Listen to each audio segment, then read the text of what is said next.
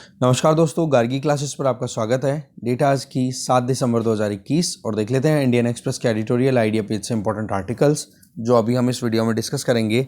First article रहेगा farming out. अभी कल ही हमने एक न्यूज़ डिस्कस की थी जिसमें ये था कि इंडियन बैंक एसोसिएशन की एक मीटिंग हुई जिसमें ये फाइनलाइज हुआ कि जी हमें एक asset reconstruction company farming sector के लिए भी तैयार कर देनी चाहिए, क्योंकि अभी जो मुद्दा है वो ये कि 2022 में लगभग 7 स्टेट्स में इलेक्शंस होंगे, तो बोला फार्म वेवियर बहुत होगा। मतलब लोन जो लिया गया है एग्रीकल्चर लोन उसको माफ़ बहुत ज़्यादा किया जाएगा, जिसकी वजह से क्रेडिट कल्चर और बैंकों की बैलेंस शीट बिगड़ जाएगी। तो उस पॉइंट ऑफ व्यू से इस आर्टिकल को हम डिटेल में देखेंगे। दूसरा जो आर्टिकल रहेगा वो माई हिस्ट्री वर्सेस योर्स। अभी पार्लियामेंट्री एक पैनल ने, हाउस पैनल ने अपनी तरफ से रिकमेंड किया है कि जी हिस्ट्री की टेक्स्ट बुक्स को थोड़ा चेंज लाना चाहिए हमें। तो उस चीज़ को लेकर के एडिटर अपने कंसर्न्स रेज कर रहे हैं कि भाई यहाँ पर पार्लियामेंट्री जो लीडर्स हैं या फिर जो पॉलिटिशियन हैं, इनके बजाय हिस्टोरियंस अगर अपने हिसाब से रिफॉर्म्स या चेंजेस लेकर के आए हिस्ट्री को लिखने में, हिस्ट्री को अंडरस्टैंड करने में, तो बोलो वो ज़्यादा रेलेवेंट चीज़ हो जाती है। तो उस पॉइंट ऑफ व्यू से एक बार नज़र डालेंगे इस आर्टिकल पे। इसके आगे हम नज़र डालेंगे ट्रांस ऑफ डेमोक्रेसी। इस आर्टिकल में जानेंगे कि डेमोक्रेटिक इश्यूज़ को लेकर के कितना ज़्यादा डिक्लाइन देखने को मिल रहा है। और दूसरा, अभी यूएस के द्वारा यूएस प्रेसिडेंट जो बाइडेन 9-10 दिसंबर मतलब आने वाले 2 दिनों के अंदर अभी डेमोक्रेसी को लेकर के समिट फॉर डेमोक्रेसी ऑर्गेनाइज कर रहे हैं, जिसमें वर्चुअली हमारे प्राइम मिनिस्टर नरेंद्र मोदी भी पार्टिसिपेट करेंगे। तो यहाँ पर राइटर जो हैं वो डेमोक्रेसी के सामने जितने चैलेंजेस हैं या फिर इंटरनेशनली जो भी मुद्दे हाईलाइट हो रहे हैं उनके ऊपर क्वेश्चन रेज कर रही है। तो उस पॉइंट ऑफ व्यू से हम देखेंगे। और लास्ट में ये article illegal and un Islamic. अभी आप देख सकते हो कि पाकिस्तान में एक श्रीलंकन मैनेजर को ब्लास्फेमी के मुद्दे को लेकर के उनको जिंदा जला दिया, तो उसके ऊपर क्वेश्चन मार्क लगा रहे हैं। बोला इस्लामिज्म में ये चीज़ कहीं पर भी मान्य नहीं है। तो उस पॉइंट ऑफ व्यू से भी इस आर्टिकल को देखेंगे। तो चलिए स्टार्ट करते हैं डिटेल में डिस्कशन। फर्स्ट आर्टिकल है फ्रेमिंग आउट। देखो इस आर्टिकल में ये बताया जा रहा है कि इसी साल सितंबर की बात है, जब इंडियन बैंक एसोसिएशन की एक मीटिंग हुई, एक आइडिया फ्लॉट हुआ कि एसेट रिकंस्ट्रक्शन कंपनी, जिस तरीके से अभी आपको पता है कि एक national asset reconstruction company limited करके बेड बैंक लॉन्च किया गया है कॉरपोरेट एनपीएस को टैकल करने के लिए। बोलो सेम चीज़ हम एग्रीकल्चरल सेक्टर में भी इशू या स्टार्ट कर सकते हैं। इससे क्या होगा कि एग्रीकल्चर मार्केट में जो कोई भी इशू आ रहे हैं, जो भी लोन लिए गए हैं लोगों के द्वारा, किसानों के द्वारा, और वो रिटर्न नहीं किए जा रहे हैं, तो उनको हम रिकवर कर सकते हैं। देखो एग्रीकल्चर मार्केट है बहुत ही ज़्यादा डिस्पर्स्ड है। इसमें इसका मतलब हो गया कि बहुत सारे बैंक्स हैं, उन बहुत सारे बैंकों से लोन ले रखा है फार्मर्स ने। पर अब अगर एक एक लोन को रिकवर करने की बात करें तो हर एक बैंक को अपने लेवल पे काम करना पड़ेगा। तो इसके लिए एक कह सकते हैं ना कंबाइंड एफर्ट लगाने के लिए सभी बैंक साथ में आकर के और एक बेड बैंक तैयार कर ले, एसेट रिकंस्ट्रक्शन कंपनी तैयार कर ले, ठीक है, जिससे कि जो रिकवरी होगी लोन की उसकी कॉस्ट को ऑप्टिमाइज किया जा सके, मिनिमाइज किया जा सके। अब देखो बात ऐसी है कि इसमें मुद्दा ये आ जाता है कि जब भी कोई एग्रीकल्चरल लोन लिया जाता है तो मॉर्गेज के तौर पे आपको पता है कोई ना कोई एग्रीकल्चरल लैंड है उसके कागज़ रख दिए जाते हैं। तो उसका एक मुद्दा आ रहा है कि बोले अगर लोन रिटर्न नहीं कर रहा है कोई फार्मर, तो उस लैंड को हम कहीं ना कहीं कॉन्फिस्केट कर सकते हैं और उसको लैंड को हम ऑक्शन में बेच करके फिर पैसा रिकवर कर लेंगे। पर सवाल ये है कि ये जो कुछ भी ये मुद्दा जिस पे हमने इतना डिटेल में डिस्कशन किया, इसके ऊपर एक केयरफुल डेलिब्रेशन होना ज़रूरी है, डिस्कशन होना ज़रूरी है। क्योंकि फर्स्ट पॉइंट यहाँ पर एडिटर है वो हाईलाइट करना चाह रहे हैं कि जी आप जो कॉरपोरेट सेक्टर को जिस तरीके से ट्रीट करना चाह रहे हो उसी तरीके से एग्रीकल्चर सेक्टर को भी ट्रीट करना चाह रहे हो। तो एक बार आपने जिस तरीके की आर्किटेक्चर जिसको हम बोल रहे हैं national asset reconstruction company limited, जिसको हम बेड बैंक भी बोलते हैं, वो कॉन्स्टिट्यूट आपने कर दिया है, तो एक बार आप उसके एक्सपीरियंसेस तो ले लो कि हाँ वाकई में एसेट्स को रिकवर करने में या फिर एनपीएस को रिकवर करने में अच्छा परफॉर्म कर रहा है कि नहीं, ठीक है। तो उस एक्सपीरियंस के बेसिस पे काम किया जा सकता है। और अगर उसका एक्सपीरियंस वाकई में फेवरेबल रहे तो उसी आर्किटेक्चर को आप कंटिन्यू करो ना, उसी चीज़ को आप कंटिन्यू कर दो। क्यों आप नया सिस्टम तैयार कर रहे हो, ठीक है ना। तो एक तो पॉइंट ये बोल रहे हैं कि एक बार आप वेट तो करो कि बेड बैंक कितना अच्छा परफॉर्म कर रहा है कॉर्पोरेट एनपीएस को टैकल करने में, फिर बाद में आप एग्रीकल्चर के ऊपर अप्लाई करना। दूसरा एडिटर है वो ये कंसर्न राइज कर रहे हैं कि भाई ग्राउंड लेवल पे बैंकों की जितनी ज़्यादा प्रेजेंस है उतनी क्या एक पर्टिकुलर एंटिटी जिसको हम एसेट रिकंस्ट्रक्शन कंपनी बोल रहे हैं उसकी प्रेजेंस हो पाएगी। देखो सीधी सी बात है, गाँव में तो कितना तो डिफ़िकल्ट टेरेन होता है, दूर दूर में गाँव में लोग रहते हैं, किसान दूर दूर रहते हैं, तो वहाँ पर जब किसानों से कनेक्टिविटी सीधी बैंकों की है तो बैंकों को ही तो रिकवरी कर लेनी चाहिए ना। इसकी बजाय अगर बहुत सारे बैंक मिलकर के एक एसेट रिकंस्ट्रक्शन कंपनी लॉन्च करेंगे तो इस एसेट रिकंस्ट्रक्शन कंपनी को कितना नॉलेज है उस पर्टिकुलर एरिया का जिससे कि वो वहाँ पर पैसा रिकवर कर पाएगा। तो लोकल बैंक ऑफिशियल्स को प्रमोट करना चाहिए, ना कि नई एंटिटी आप तैयार कर दो, नहीं तो फिर रिकवरी बहुत दूर दूर तक पॉसिबल ही नहीं हो पाएगी। ठीक है, इसके अलावा तीसरा जो इशू है एडिटर यहाँ पर राइज कर रहे हैं वो ये कि गाँव में अगर ज़मीन की बात करें तो उसके क्लियर टाइटल्स नहीं होते कि एक ज़मीन है वो दादा के नाम थी, दादा मर गए, अब फिर बाद में बेटों के नाम हो गई, बेटों के बाद में पोतों के नाम हो गए, अभी तक भी वो प्रॉपर्टी डॉक्यूमेंट है, उसकी जो ऑनरशिप है या फिर उसकी जो टाइटल है जिसके नाम पर वो ज़मीन है वो अभी तक भी चेंज नहीं हुई, जबकि दादा को मरे आज के 30 साल हो चुके हैं। तो मुद्दा क्या आ गया, क्लियर टाइटल्स नहीं होने की वजह से रिकवरी क्या इतना आसान हो पाएगी जितना आसानी से बोली जा रही है कि हाँ जी एआरसी इस्टेब्लिश कर दो और जितना भी पैसा बर्बाद हो गया, एनपीए हो गया है, उसको हम रिकवर कर लेंगे। तो बोलो वो इतना आसान नहीं रहेगा गाँव में। फिर इसके आगे अगर मॉर्गेजेबल एसेट्स की बात करें, जैसे ज़मीन की बात कर रहे हैं, तो ये गाँव में इमोशनल इशू है, पॉलिटिकल इशू बन जाता है। अगर ज़मीन की बात अगर लेकर क्या हो, इमोशनली कनेक्टेड रहते हैं, तो आप इस तरीके से किसी की ज़मीन को आप ऑक्शन में या नीलाम करके पैसा रिकवर करो, आपके लिए बहुत मुश्किल हो जाएगा। चौथा जो कंसर्न है वो ये कि भाई अगर ये एग्रीकल्चर से रिलेटेड मुद्दे की बात करें तो ये तो स्टेट सब्जेक्ट है। अब स्टेट सब्जेक्ट में अगर ये जो इंडियन बैंक एसोसिएशन मिलकर के काम करेगी तो स्टेट्स इस चीज़ को लेकर के भी अपनी तरफ से कंसर्न या ऑब्जेक्शन करेंगे कि ये तो हमारा जुरिस्डिक्शन है, यहाँ पर एक सेंट्रल एंटिटी कैसे काम कर सकती है। तो ये सारे 4 कंसर्न्स हैं, बोले इन चारों को समझना बहुत ज़्यादा ज़रूरी है, फिर जाकर के आप कदम उठाओ। इसके आगे देखो, एडिटर ये बताना चाह रहे हैं कि बेशक 2022 में लगभग 7 स्टेट्स में इलेक्शन है, 2023 में लगभग 9 स्टेट्स में इलेक्शन है और 2024 में जनरल इलेक्शन है। तो इसमें तो कोई डाउट ही नहीं है कि पॉलिटिकल पार्टीज जो हैं वो लोन माफ़ करने की बात ना कहें अपने इलेक्शन कैंपेन्स में। तो इसमें तो ये इसकी रेगुलेशन या लगाम लगानी तो ज़रूरी है, पर सवाल ये है कि इसको इतना आसान भी नहीं कंसिडर किया जा सकता जितना कि हमने ऊपर डिस्कस किया, राइट। तो फिर आगे अभी देखें कि कितना एसेट जो है वो एग्रीकल्चर सेक्टर में या दूसरे सेक्टर्स में नॉन परफॉर्मिंग एसेट बन चुका है। तो ऐसे आरबीआई की जो फाइनेंशियल स्टेबिलिटी रिपोर्ट है जो कि अभी मार्च 2021 में आई थी, ठीक है, तो उसके हिसाब से ये है कि एग्रीकल्चर सेक्टर में एनपीएज 9.8% है। इसके अलावा मैन्युफैक्चरिंग सेक्टर या इंडस्ट्री में 11.3% है और सर्विस सेक्टर में 7.5% है।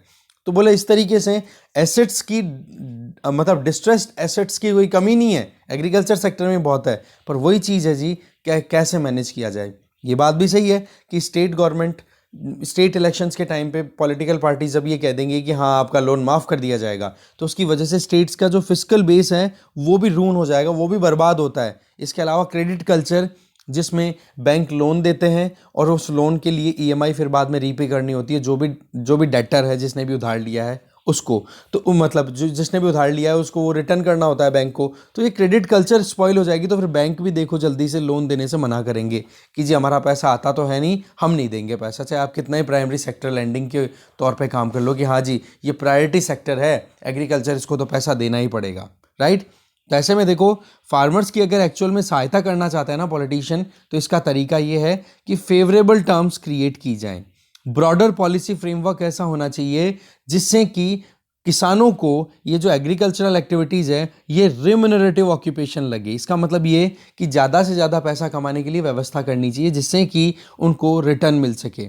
इसके लिए इरिगेशन फैसिलिटी अच्छी हो जाए, मानसून पे डिपेंडेंसी को हम मिनिमाइज़ करें, ठीक है, या फिर जो ज़्यादा वाटर गजलिंग एग्रीकल्चरल प्रैक्टिसेस हैं उनको हम रिड्यूस कर सकते हैं, क्रॉप डाइवर्सिफिकेशन की तरफ जा सकते हैं। बहुत सारा एक्सपीरियंस, बहुत सारा नॉलेज हमारे पास में ऑलरेडी अवेलेबल है क्योंकि हम बहुत सारे आर्टिकल्स डिस्कस कर चुके हैं कि एग्रीकल्चरल डिस्ट्रेस को हम कैसे रिमूव करें, ठीक है।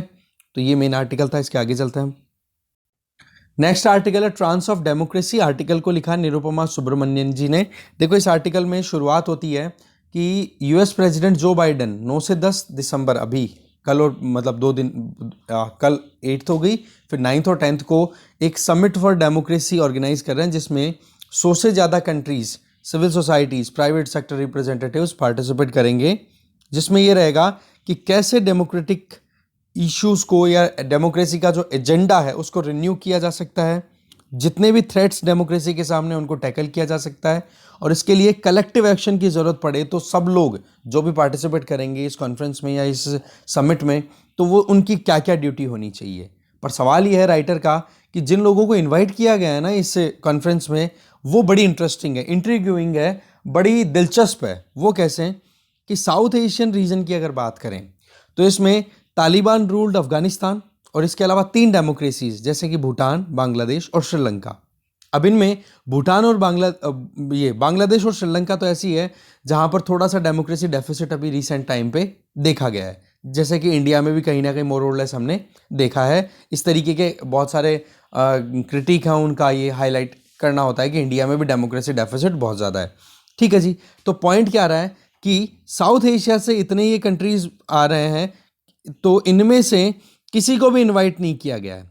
ठीक है, और जबकि पाकिस्तान को इनवाइट किया गया, इंडिया को तो इनवाइट किया है, ये ध्यान रखें, इन सभी को इनवाइट नहीं किया गया। अफगानिस्तान को, भूटान, बांग्लादेश, श्रीलंका, इनको चारों को इनवाइट नहीं किया गया है। इंडिया इनवाइटेड है, और पाकिस्तान को इनवाइट किया गया है जहां पर आर्मी का रूल चलता है पूरा, और आप देख सकते हो कि पाकिस्तान को डेमोक्रेटिक कंसिडर किया जा रहा है, और वहां से आप कंसिडरेशन देखोगे कि जी हाँ जी कैसे हम डेमोक्रेसी को प्रमोट करें, जहां पर वो खुद कितने सालों से, मतलब पाकिस्तान से बढ़िया तो डेमोक्रेसी बांग्लादेश में रह चुकी है, और श्रीलंका में भी मान के चलो, ठीक है ना। तो इन कंट्रीज को इनवाइट ना करने के बजाय पाकिस्तान को इनवाइट किया गया है। तो बोला इस तरीके की कॉन्ट्राडिक्शन आपको बहुत ज़्यादा देखने को मिलेगी अगर लिस्ट को एनालिसिस किया जाए तो। अब आ जाओ इंडिया की बात। देखो जी, वर्ल्ड की लार्जेस्ट और मोस्ट पॉपुलस डेमोक्रेसी की बात करें तो इंडिया है, नो डाउट, पर इसको भी अलग अलग जो इंडेक्सेस हैं या अलग अलग जितने भी क्रिटिक हैं डेमोक्रेसी को लेकर के, जो क्रिटिसाइज करने वाले जितने भी प्लेटफॉर्म्स हैं, उनके द्वारा इंडियन सिस्टम को तो ये बोलते हैं बोल अथॉरिटेरियनिज्म चल रहा है इंडिया में। तो जैसे कि यूएस बेस्ड एक फ्रीडम हाउस है, उसके द्वारा freedom of the world index release किया जाता है, जिसमें इंडिया को पार्टली फ्री कंसिडर किया जा रहा है। पार्टली फ्री मतलब यहाँ पर डेमोक्रेटिक वैल्यूज हैं वो बहुत ज़्यादा कॉम्प्रोमाइज हो रही हैं। इसके अलावा एक और ऑर्गेनाइजेशन है स्वीडिश वी डैम, ठीक है, स्वीडन बेस्ड ये ऑर्गेनाइजेशन है जो कि वी डैम नाम से करता है, जो कि इलेक्टोरल ऑटोक्रेसी की कैटेगरी में डाल रखा है इंडिया को। इसका मतलब कि जिस तरीके से हंगरी और टर्की में जिस तरीके से रिजीम चल रहा है, बोले एग्जैक्टली वो का वो रिजीम चल रहा है इंडिया में भी। इसका मतलब क्या हो गया कि अथॉरिटेरियनिज्म यहाँ पर भी प्रेवलेंट है इंडिया में। तो इंडिया के सामने चैलेंजेस तो है ना। इसके आगे राइटर ये बोलना चाह रही हैं कि कश्मीर मुद्दे को लेकर के बहुत ज़्यादा ह्यूमन राइट्स का वायलेशन हाईलाइट होता रहता है। एग्जैक्टली आप ये मानो कि वर्ल्ड में सबसे लंबे समय तक अगर इंटरनेट बैन कहीं पे हुआ है तो वो कश्मीर में हुआ है, जब ये आर्टिकल 370 को इनएक्टिवेट कर दिया गया था, इनइफेक्टिव बना दिया गया था। ठीक है, 5 अगस्त 2019 को, तब से लेकर उसके बाद में बहुत लंबे समय तक वहाँ पर इंटरनेट बंद रहा। इसके अलावा आप देख सकते हो सेडिशियस चार्जेस लगातार लग रहे हैं, कोई भी डिसेंटर्स हैं। Even supreme court of India ने तो ये भी कह दिया था, आपको ध्यान होना चाहिए, कि जो आईपीसी का सेक्शन 124A है उसको मीडिया के खिलाफ तो कम से कम यूज़ करना चाहिए, बहुत सोच समझ करके यूज़ करना चाहिए, क्योंकि मीडिया रियलिटी निकाल के लेके आती है। इसके अलावा फ्रीडम जो कॉन्स्टिट्यूशन में गारंटी है, बोलो उसको कहीं ना कहीं सप्रेस करता हुआ दिखाई दे रहा है, तो वहाँ पर भी अच्छे से काम नहीं हो रहा। इसके अलावा चाइना में जिस तरीके से एक्टिविटीज़ हो रही है, बोले इंडिया में भी ऐसा ही कुछ मोर और लेस काम हो रहा है, जैसे कि हाईटेक सर्विलियंस, जैसे पेगासस स्पाईवेयर वाला मुद्दा हमने अच्छे से डिस्कस किया है अभी प्रीवियस डेज, पिछले कुछ दिनों के अंदर, कि भाई पेगासस स्पाईवेयर का यूज़ करना और इसकी वजह से लोगों की प्रिवेसी को हार्म करना, जो कि आर्टिकल 21 का पार्ट है। ठीक है, इसके अलावा United nation human rights office ने तो अपनी तरफ से कश्मीर के एक इंडिविजुअल के लिए यहाँ तक कह दिया कि आप उसके अगेंस्ट पे यूएपीए एक्ट क्यों यूज़ करते हो। ये भी आपने बहुत बार देखा कि अनलॉफुल एक्टिविटीज़ प्रिवेंशन एक्ट, इसका भी यूज़ किया जा रहा है। तो पॉइंट क्या आ रहा है कि डेमोक्रेसी और ह्यूमन राइट्स को लेकर के बहुत ज़्यादा डिक्लाइनिंग ट्रेंड अभी देखा जा रहा है इंडिया में। तो इंडिया के लिए अपने आप में बहुत बड़ा चैलेंज होगा कि कैसे वो पार्टिसिपेट करेगा इस कॉन्फ्रेंस में। खैर, बेशक इसमें डाउट नहीं है कि जब पाकिस्तान ही पार्टिसिपेट कर सकता है तो इंडिया तो बहुत अच्छी कंडीशन में है, उसमें तो डाउट ही नहीं है, ये बताना चाह रही है राइटर। फिर आगे देखो कि ये समिट में जो कोई भी एजेंडाज होंगे, इसमें देखो इंडिया में जो भी सिचुएशन चल रही है उस पर तो क्वेश्चन राइज होंगे ही, जैसे कि डेमोक्रेसी को, मुद्दा क्या होगा यहाँ पर इस मीटिंग में कि अथॉरिटेरियनिज्म के अगेंस्ट में डेमोक्रेसी को प्रमोट करो, चाइना को टैकल करना सीधा का सीधा। इसके अलावा करप्शन को ख़त्म करना, इसके अलावा ह्यूमन राइट्स को प्रमोट करना। बोले ये 3 थीम मेन रहने वाली है इस समिट में। ठीक है जी। अब सवाल ये है कि कौन सा कंट्री क्या एक्शन लेना चाहता है, क्या उसकी कमिटमेंट्स हैं, वो और देखने वाली बात है। तो समिट के जो गोल्स हैं, एजेंडाज हैं, इनको फुलफिल करने के लिए जितने भी पार्टिसिपेंट्स हैं उनसे कमिटमेंट भी लिए जाएंगे। तो यहाँ पर हमारी तरफ से क्या कमिटमेंट जाएगा वो देखने वाली बात है, क्योंकि राइटर जो है वो एक क्वेश्चन यहाँ पर ये राइज करना चाह रही हैं कि हम डेमोक्रेसी या ह्यूमन राइट्स की बात करें तो हमारे यहाँ पर जो एक ट्रेंड चल रहा है पॉलिटिशियंस के द्वारा वो थोड़ा सा डिफरेंट है। क्योंकि ये बोला जा रहा है कि जी इंडिया में जो डेमोक्रेसी है वो इंडियननेस को फॉलो करने वाली है, ये हमारी खुद की एक, हमारा खुद का एक वर्जन है डेमोक्रेसी का। वेस्टर्न डेमोक्रेसी या वेस्टर्न डेमोक्रेसी के प्रिज्म से आप इंडिया को नहीं देख सकते हो। जैसे कि यहाँ पर एक दो स्टेटमेंट, कुछ एक्सर्प्ट्स यहाँ पर स्पीचेस के निकाल करके राइटर बताना चाह रही हैं कि इंडिया की जो डेमोक्रेसी है उसमें इंडियननेस है। इसका मतलब क्या हो गया कि वेस्टर्न सोसाइटीज़ की जो डेमोक्रेटिक वैल्यूज़ हैं, बोले एग्जैक्टली आप इंडिया पे अप्लाई करो, बोलो वो चीज़ नहीं चलेगी। चाहे फिर वह आप हमारे external affair minister S Jaishankar ji के स्पीच की बात कर लो या फिर हमारे प्राइम मिनिस्टर नरेंद्र मोदी जी की बात कर लो कि इंडिया जो है मदर ऑफ डेमोक्रेसी है। ठीक है। इसके अलावा our democracy is not a western institution, ये भी बताया जा रहा है। तो ये चीज़ें क्या हाईलाइट करना चाह रही है यहाँ पर कि जी कैसे भी करके यहाँ पर इंडिया में जो वेस्टर्न इश्यूज हैं या वेस्टर्न डेमोक्रेसी की जो वैल्यूज़ हैं, बोला उनको उस प्रिज्म या उस लेंस से नहीं देखना चाहिए इंडियन डेमोक्रेसी को। और जबकि ये ऑर्गेनाइज कौन कर रहा है समिट, एक वेस्टर्न कंट्री ही कर रहा है, तो ये एक मुद्दा और आ जाता है। इसके आगे तो इंडिया के सामने एक तो मुद्दा आ गया क्या कि किस तरीके से हम डेमोक्रेसी को इंडियननेस की बात हम दे रहे हैं। दूसरा मुद्दा यहां पर, दूसरी थीम ये रहेगी जिसके ऊपर इंडिया के ऊपर क्वेश्चन हो सकते हैं, वो ये कि सिविल सोसाइटी का रोल क्या रहेगा या सिविल सोसाइटी को किस नजरिए से इंडिया में देखा जाना शुरू कर दिया है। क्योंकि मुद्दा अभी क्या है, रिसेंटली आपको पता है नेशनल सिक्योरिटी एडवाइजर जब अपना स्टेटमेंट दे रहे थे इंडियन पुलिस एकेडमी हैदराबाद में, तब उन्होंने कहा था कि बोला है 4th जनरेशन वॉर में न्यू फ्रंटियर ओपन हो रहा है जो कि सिविल सोसाइटी, और सिविल सोसाइटीज को टैकल करना अपने आप में बहुत बड़ा चैलेंज होने वाला है। तो बोला सिविल सोसाइटी जो कि सिविल राइट्स या ह्यूमन राइट्स को प्रोटेक्ट करने के लिए काम करती है, बोला उसको ही कटघरे में खड़ा कर दिया। तो ये भी अपने आप में बड़ा सवाल है, क्योंकि सिविल सोसाइटी में लोग जो हैं वो ह्यूमन राइट्स की बात करते हैं, डेमोक्रेटिक जो फ्रीडम है उनको इंश्योर करने की बात करते हैं, बोले उन्हीं को आपने कटघरे में खड़ा कर दिया। तो बोले एक चीज़ ये भी अपने आप में चैलेंजिंग रहने वाली है। इसके अलावा आप देख लो कि नेशनल ह्यूमन राइट्स कमीशन का जब मीटिंग, फाउंडेशन डे की जब मीटिंग हुई थी, तो हमारे प्राइम मिनिस्टर नरेंद्र मोदी जी ने कहा था कि जी हमारे यहाँ इंडिया में देखें तो आप देख सकते हो कि जो ह्यूमन राइट्स का वायलेशन है वो बहुत ज़्यादा सेलेक्टिवली हो रहा है। दैट मीन्स हमें बहुत सोच समझ करके और फिर बाद में ह्यूमन राइट्स को प्रोटेक्ट करना चाहिए, और बचे हुए जो कहीं पे भी चैलेंज आ रहा हो, वही बात आ जाती है सुप्रीम कोर्ट वाली बात कि भाई नेशनल इंटरेस्ट को ध्यान में रखते हुए काम करो। तो नेशनल इंटरेस्ट का नाम लेकर के आप ब्लैंकेट बैन नहीं कर सकते। तो मुद्दा क्या क्या कि भाई सिविल सोसाइटी के ऊपर क्वेश्चन मार्क लगना, या फिर ये कि इंडिया की इमेज को डिफेम करने वाली जितनी भी सिविल सोसाइटीज़ हैं उनको रोका जाए।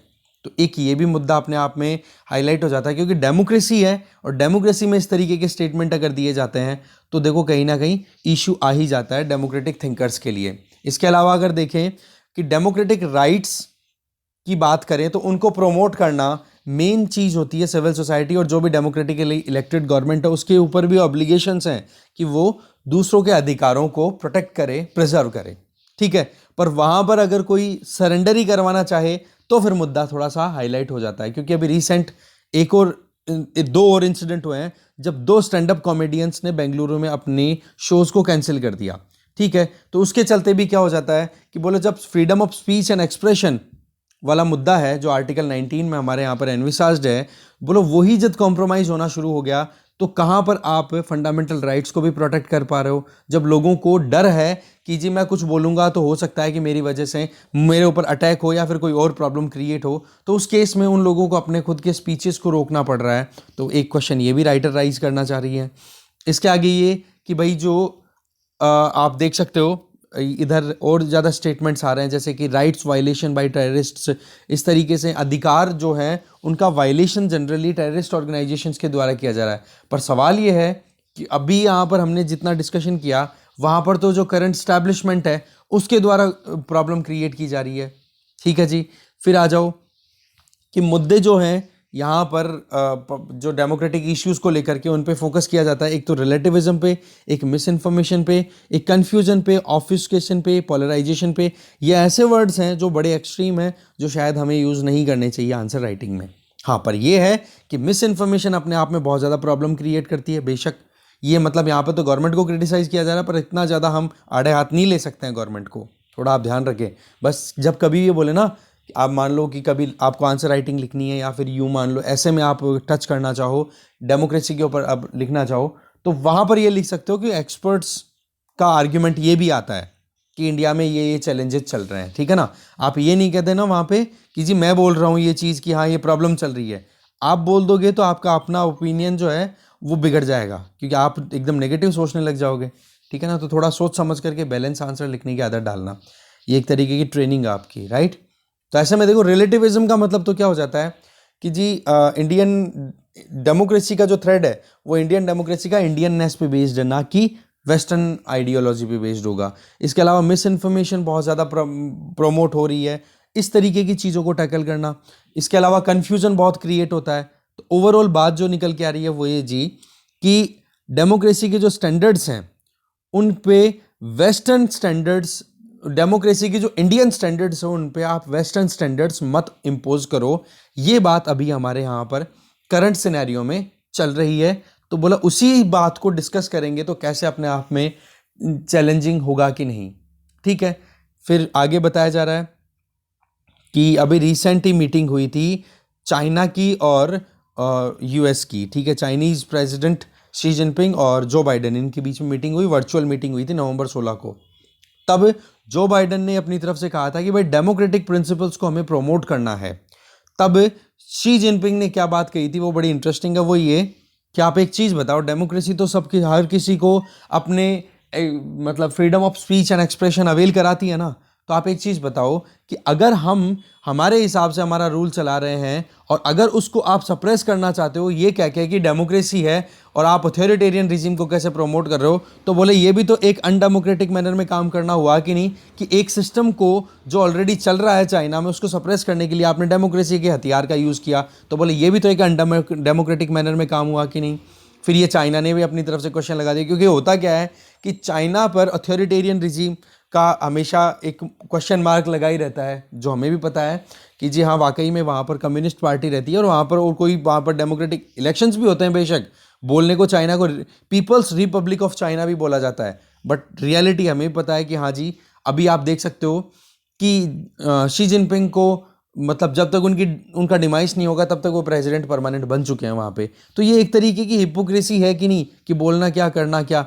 बोले ऐसा ही कुछ, बोले इंडिया में भी ऐसा ही कुछ प्रेवलेंट होता हुआ दिखाई दे रहा है। पर हमें एक चीज़ ध्यान रखनी चाहिए कि डेमोक्रेटिक वैल्यूज़ अगर देखें तो इंडिया में बहुत हद तक अपहेल्ड हैं। अब आप इसके लिए पॉजिटिव वैल्यूज़ है ना, पॉजिटिव जो भी आउटकम्स आपको लगे आपके हिसाब से वो आप कमेंट बॉक्स में दो। मतलब नेगेटिव जब भी आप लिखो या बताओ ना तो आपको बताना है कि जी एक्सपर्ट्स का ये कहना है या क्रिटिक्स ये बात कहते हैं इंडियन गवर्नमेंट के लिए कि अभी क्या सिस्टम चल रहा है।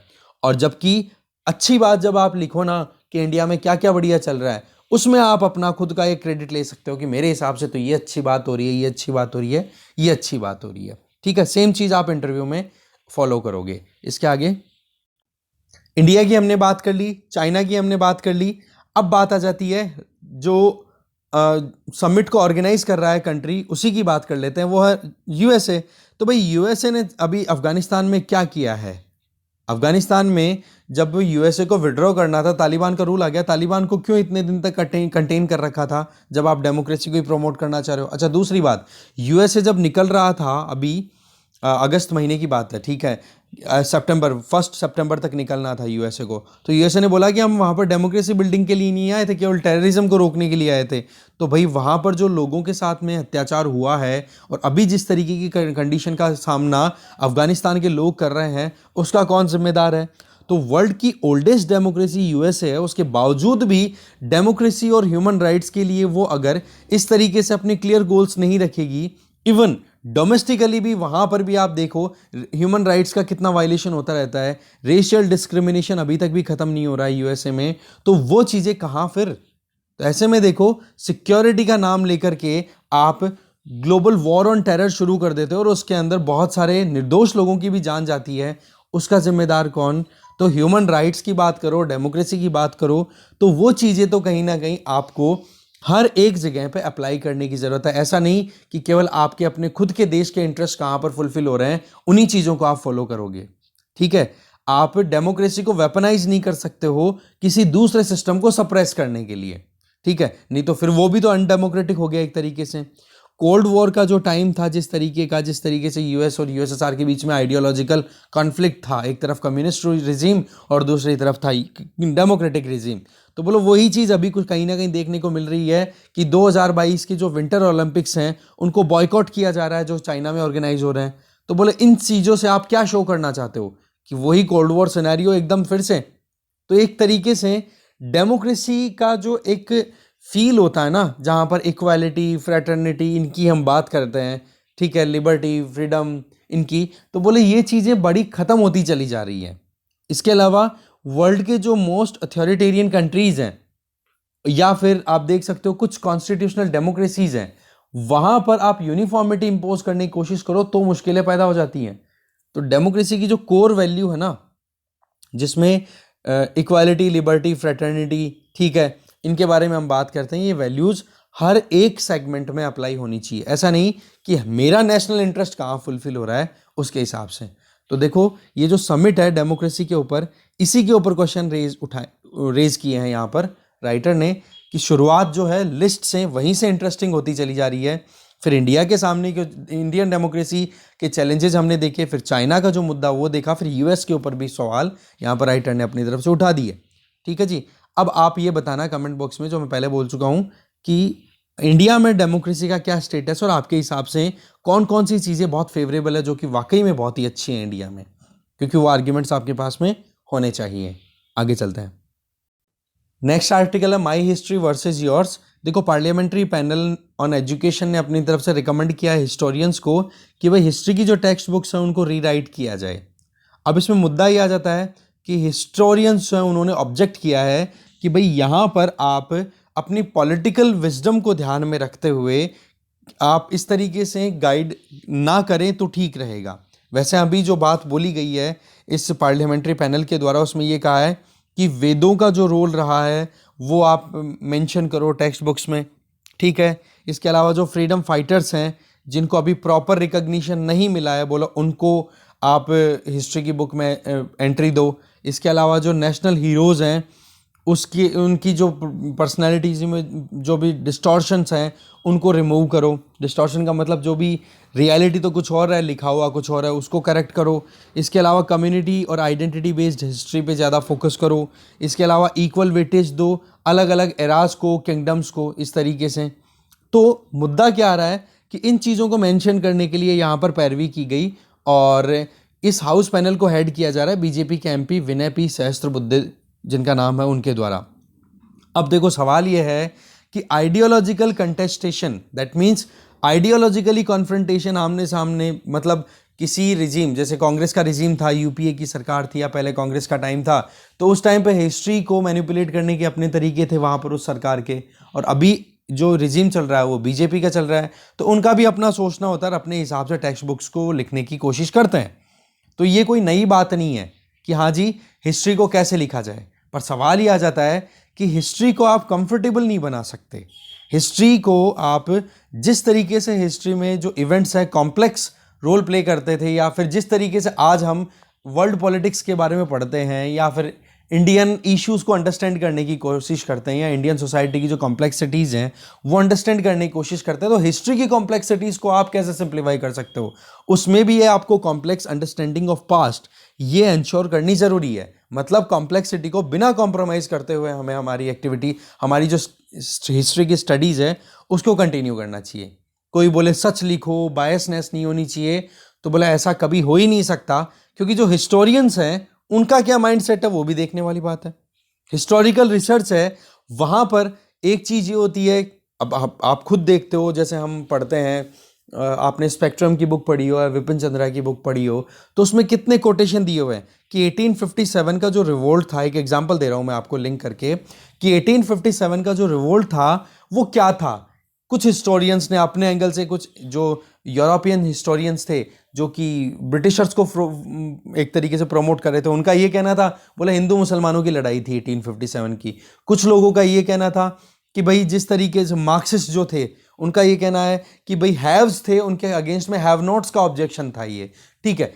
वीडी सावरकर है, उन्होंने अपनी तरफ से ये कहा कि ये फर्स्ट फ्रीडम फाइट थी हमारे इंडिया में।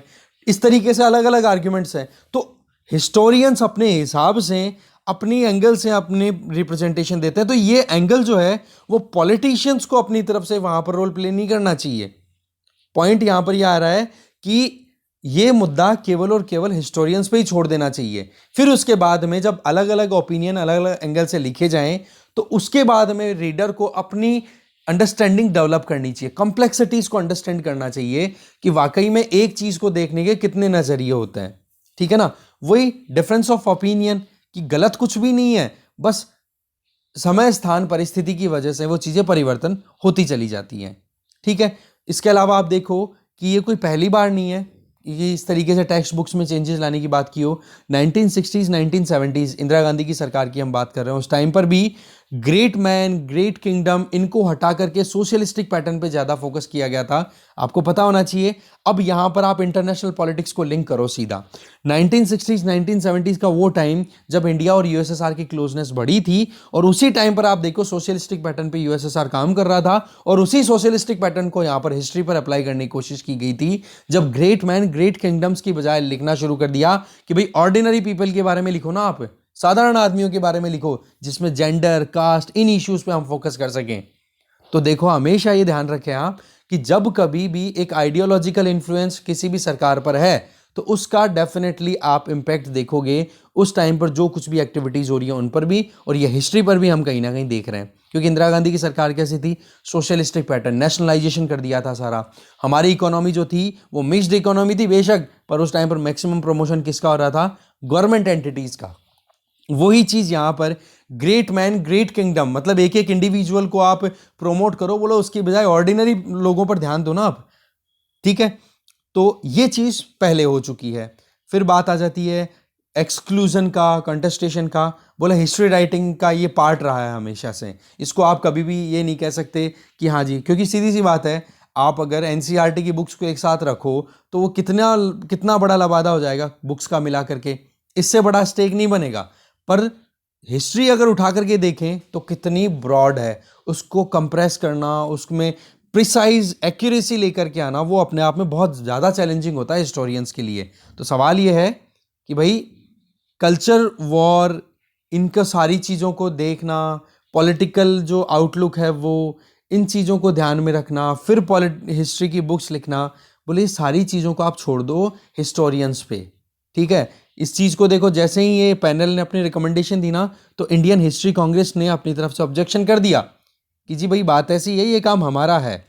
यहाँ पर रिकॉग्नाइज्ड स्कॉलर्स हमारे पास में अवेलेबल है, जिनके पास में एडिक्वेट नॉलेज है, एकेडमिक कंटेंट जितना चाहिए वो अपने हिसाब से रिसर्च के बेसिस पे वो अंडरस्टैंड करते हुए फिर बाद में टेक्स्ट बुक्स में एंटर करते हैं। आपको बाहर से हमें बोलने की ज़रूरत नहीं है, एक तो ये चीज़।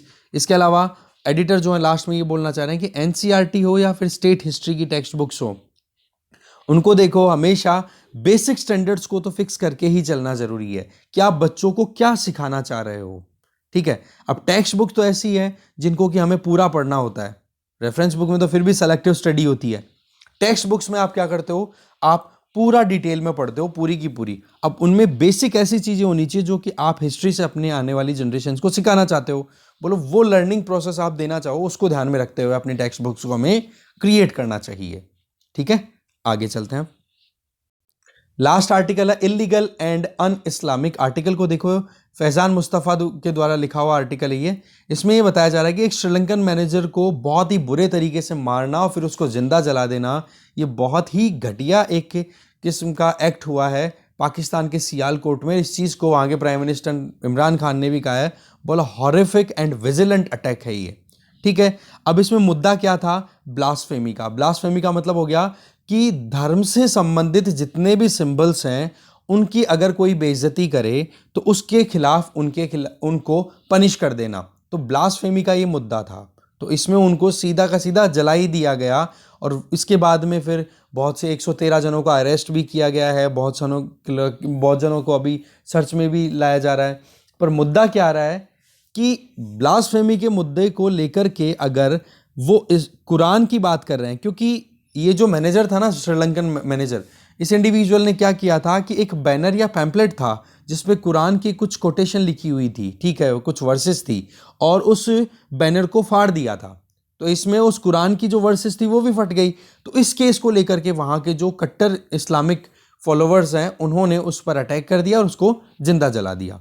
तो ये मुद्दा जब आ गया तब ये आ गया कि भाई एक बार ब्लास्फेमी को अंडरस्टैंड तो करो कि ये ब्लास्फेमी का मुद्दा शुरू कहाँ से होता है और क्या इसकी हिस्ट्री रही है। देखो, इसमें एंशंट ग्रीक जो टाइम था उस टाइम पर आप देख सकते हो कि सिंगल गॉड सिस्टम चलता था, ठीक है, मोनोथीज्म चलता था। फिर उसके अगेंस्ट में फिर बाद में वेरिएशन आते गए और एक भगवान की बजाय बहुत सारे भगवान बनने लग गए। अब सीधी सी बात है कि जब कभी भी एक सिस्टम में एक भगवान को माना जा रहा है और उसी सिस्टम के कुछ लोगों ने बोल दिया कि भगवान अलग अलग होते हैं, या फिर उल्टा हो जाए कि भगवान अलग अलग नहीं एक ही हैं, तो इसका मतलब क्या हो गया कि जो ऑर्थोडॉक्सी है, जो पहले से चलती आ रही है चीज़ें, उनको आपने चैलेंज कर दिया।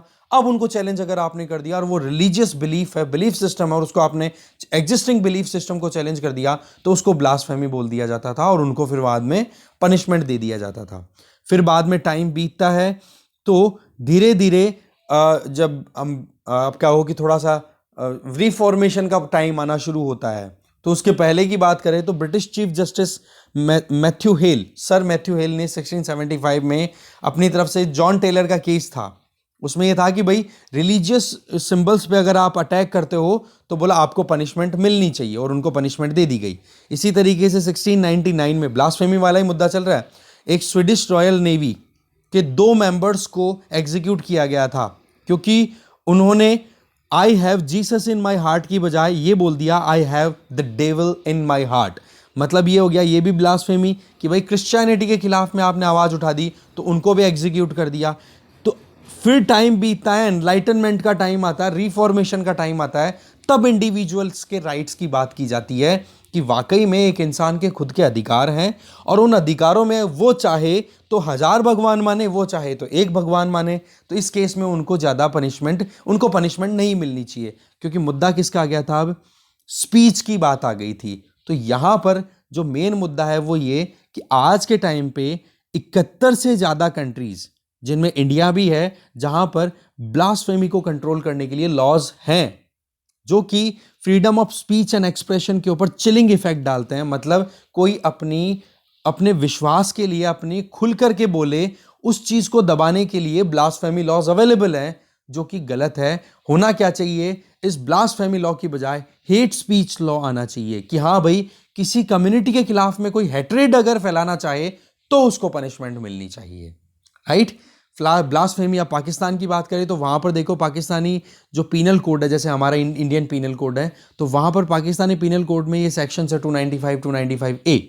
तो बोले यह ब्रिटिशर्स के टाइम का हमारे यहाँ पर कंटिन्यू चल रहा है, जो कि आईपीसी में भी हमारे यहाँ पर इन्वॉल्व है। तो 1980 से 1986 में पाकिस्तानी पीनल कोड को चेंज भी किया गया और ब्लास्फेमी को आप क्या होगी पनिशमेंट, अगर कोई भी धर्म से संबंधित किसी भी सिंबल को अगर कोई आप कह सकते हो कि आप बेइज्जती करता है उसकी, तो उसके लिए पनिशमेंट का प्रोविजन कर दिया गया, ठीक है। फिर इसके अलावा राइटर ये बोलना चाह रहे हैं कि ये प्रोविजन आपने कर दिया, पर एक बार होली कुरान के तो देखो कि क्या वहां पर ऐसा कोई प्रोविजन है। वहां पर प्रोविजन है इम्प्रिजनमेंट का, ना कि कैपिटल पनिशमेंट। किसी की जान लो ये कुरान नहीं कहती है, कुरान कहती है कि भाई आप उसको जेल में डाल दो। तो बोले इसीलिए तो बोला ना कि ये अन इस्लामिक है।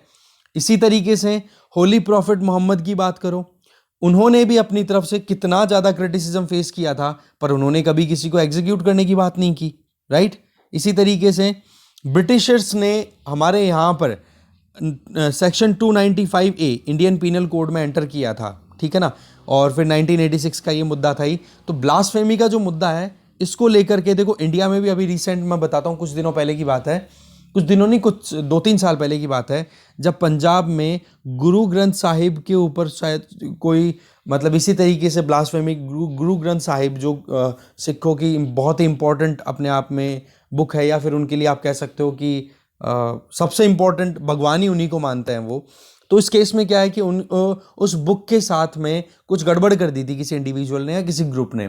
तो उसके बाद में ब्लास्फेमी लॉज लाए गए थे पंजाब लेजिस्लेटिव असेंबली के द्वारा कि भाई किसी ने भी अगर धर्म से संबंधित किसी भी बुक या किसी भी सिंबल के साथ में कोई छेड़छाड़ की तो उनको पनिशमेंट होगी और कड़ी से कड़ी पनिशमेंट दी जाएगी। तो ऐसी बात नहीं है इंडिया में भी ये चीज़ प्रेवलेंट नहीं है, पर यहाँ पर मुद्दा चल रहा है पाकिस्तान का, और वहाँ पर कुरान की वर्सेस को लेकर के फिर बाद में कैपिटल पनिशमेंट दी, और वो भी रूल ऑफ लॉ को फॉलो करते हुए नहीं, उस बंदे को मारा पीटा गया और जला दिया गया। तो बोले ये अन इस्लामिक हो जाता है। इसके अलावा फिर आगे यहाँ पर कुरान की अलग अलग वर्सेस हैं, उनको यहाँ पर कोट कर रहे हैं राइटर। इसके आगे देखें, फिर राइटर ये बताते हैं कि पाकिस्तान का एक इंग्लिश न्यूज़पेपर है द नेशन, उसके द्वारा सर्वे कराया गया तो ये था कि 68% जो जिन पे सर्वे किया गया तो उनका ये कहना था कि ब्लास्फेमी लॉज को रिपील कर देना चाहिए। और 55 मुस्लिम कंट्रीज, ठीक है ना, 55 मुस्लिम कंट्रीज हैं, केवल एक ही ऐसा कंट्री है जहां पर ब्लास्फेमी के लिए ये कैपिटल पनिशमेंट है। इसका मतलब कि जिसमें ब्लास्फेमी के लिए सीधा फांसी पे चढ़ा दिया जाता है। तो बोले ये चीज़ें करेक्ट होनी चाहिए। हाँ, अगर आपको कड़ी से कड़ी सज़ा देनी है तो 10 साल तक की जेल रख दो ना, किसी को आप फांसी पे चढ़ाओ या फिर कैपिटल पनिशमेंट दो, या फिर लोग जो है वो कानून को अपने हाथों में ले, तो बोलो वो ठीक बात नहीं होती है, ठीक है। तो लॉज में रिफॉर्म टाइम के साथ में आते रहने चाहिए, ये चीज़ यहाँ पर राइटर ने बताई है, ठीक है जी। तो इस डिस्कशन में जो भी कंटेंट था वो हमने डिटेल में देखा। Thank you very much for watching this video.